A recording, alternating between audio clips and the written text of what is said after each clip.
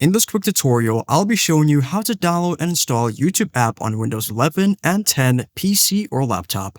Let's begin. So first thing that you want to do is open up any web browser of your choice. So currently I am using Google Chrome, or you can also use Microsoft Edge. So I'll be using Google Chrome for this video.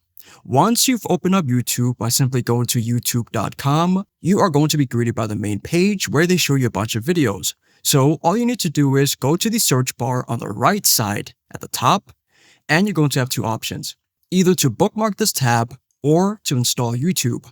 You're going to select that option. Then it's going to ask you, do you want to install this app? Select install. Then as you can see here, the YouTube app has been installed on our computer. Now, if you want to pin the YouTube app on your taskbar, simply go to the bottom. And as you can see here, the YouTube app has been opened. Simply right click, then select pin to taskbar. So if we exit the app and then we go back to the search bar and then select the YouTube app, it's going to open up YouTube for us. And there you go. That is how you can get the YouTube app on your computer. I hope this video was helpful for you, and I'll see you in the next one.